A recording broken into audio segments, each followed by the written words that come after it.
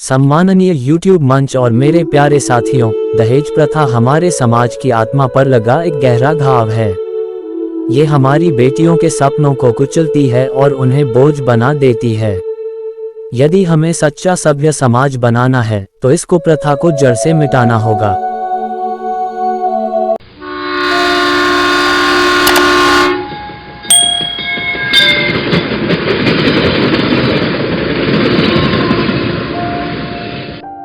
Train से राजेश जब station पर उतरा तब रात के लगभग 8 बज रहे थे।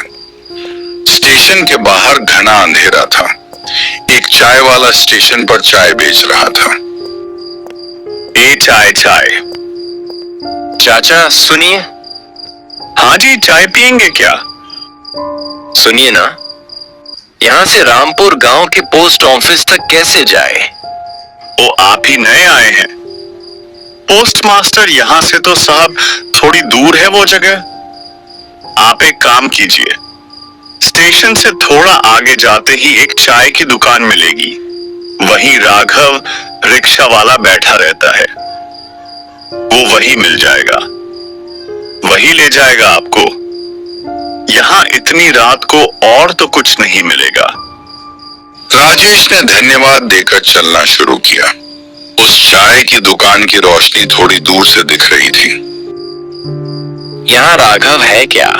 हाँ साहब बोलिए, मैं ही राघव हूँ। मैं रामपुर पोस्ट ऑफिस का नया पोस्ट मास्टर। प्रवीण जी ने उनके घर में मेरे रहने का इंतजाम किया था। ओ अब नहीं पोस्ट मास्टर, समझ गया कौन सी घर की बात कर रहे हैं। चलिए मैं ले चलता हूँ आपको। साहब इतनी दूर से आए हैं, थोड़ी चाय पी कर जाए।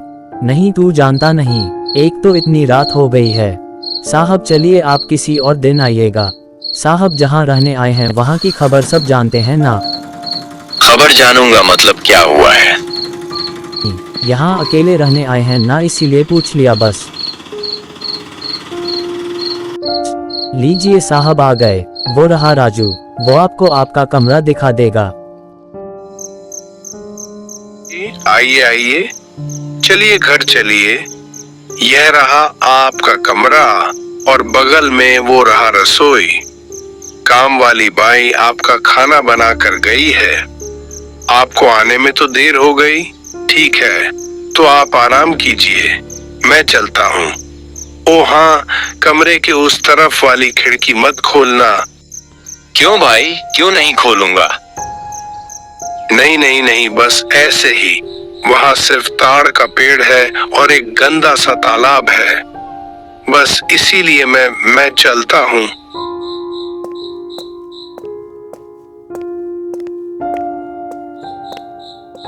राजेश के मन में थोड़ा संदेह होने लगा। रिक्शा वाले ने भी कुछ जानकर आने को कहा था और अब रामू भी जैसे कुछ छुपा रहा हो। खोलता हूँ खिड़की, जो होगा देखा जाएगा।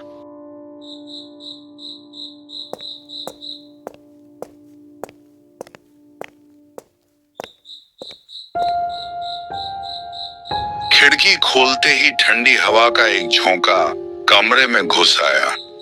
खिड़की के बाहर ताड़ का जंगल और एक तालाब भी दिखा। खिड़की बंद करके राजेश आके लेट गया। थका हुआ राजेश कुछ ही देर में नींद में डूब गया। तब आंधी रात अचानक एक महिला के रोने की आवाज से उसकी नींद खुल गई।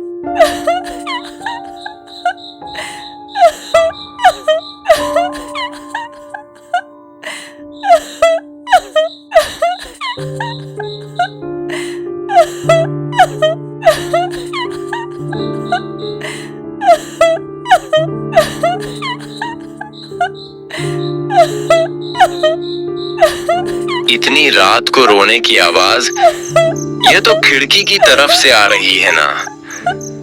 मैंने तो खिड़की बंद कर दी थी, ये खुल कैसे गई? कौन? रुकिए, इतनी रात को उधर कहाँ जा रही है? कोई जवाब नहीं आया। राजेश कमरे से निकलकर उस औरत के पीछे गया।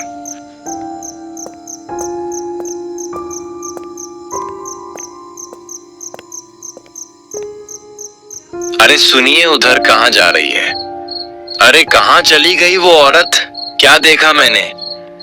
क्या हो रहा है यहाँ? चारों तरफ तब कोई कहीं नहीं था। क्या यह मेरा भ्रम था या सच में था कुछ? हिम्मत करके राजेश तालाब की तरफ गया, लेकिन जब वो तालाब के बिल्कुल पास पहुंच गया तो उसे लगा जैसे वहां कोई है। इतना ही नहीं, आसपास जैसे किसी रहस्यमयी चीज का अनुभव होने लगा उसको। उसे लगा अब उसका यहाँ रुकना ठीक नहीं। जल्दी से वो वहां से वापस चल पड़ा।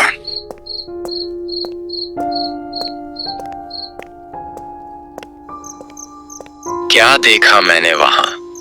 गांव का कोई जरूर जानता होगा यह, और रामू या वो रिक्शा वाला वह भी जरूर जानते होंगे कि यहाँ कुछ रहस्य है। अगली सुबह गांव के आसपास घूमने निकला था राजेश, तब देखा रामू एक तालाब के पास बैठकर मछली पकड़ रहा है।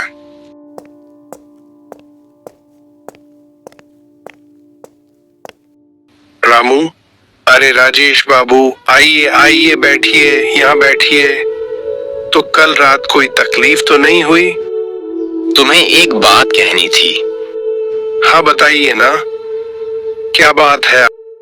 उस पीछे वाले तालाब में क्या रहस्य छुपा है, बताओ मुझे।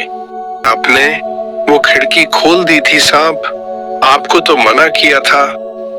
खोली थी।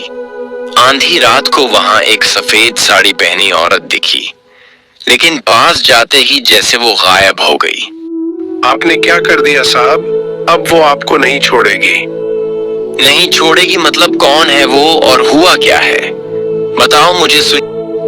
तो सुनिए, वो झेल गांव की पितुहीन लड़की रजनी की, उसका इस गांव में शादी हुई थी।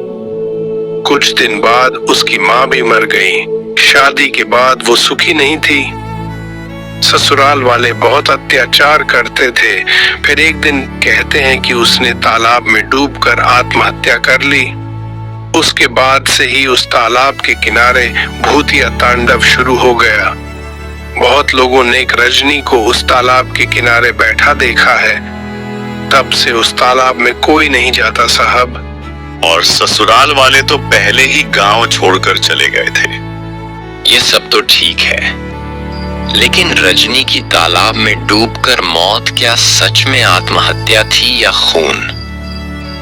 उसी समय अचानक रोने की आवाज और नपुर की ध्वनि सुनाई दी। पिछले दिन की तरह खिड़की से राजेश ने उस साड़ी पहनी हुई औरत को देखा। सुनिए, क्या हुआ है? आप क्यों रो रही हैं? राजेश की बात सुनकर वो औरत पीछे मुड़ी। क्या भयानक चेहरा था। तू फिर से आया, अब मरना चाहता है। मैंने आपकी बात सुनी। आपने यहाँ डूबकर आत्महत्या की थी। आत्महत्या? मेरे पति के घर वालों ने मुझे यहाँ डुबोकर मार डाला है, सिर्फ इसीलिए कि मेरी माँ उन्हें दहेज नहीं दे पाए थे। मेरी आत्मा आज भी मुक्त नहीं हुई है। जब तक उन्हें सजा नहीं मिलेगी, मुझे मुक्ति नहीं मिलेगी। नहीं मिलेगी मुक्ति।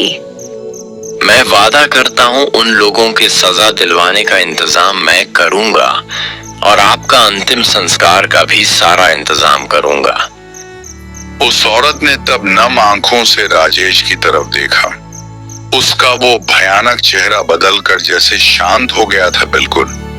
फिर धीरे धीरे वो कहीं गायब हो गई। अगले दिन सुबह सारे गांव वाले उस तालाब के किनारे इकट्ठे हुए।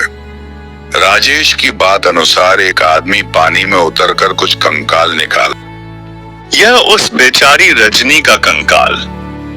बेचारी को मरकर भी शांति नहीं मिली।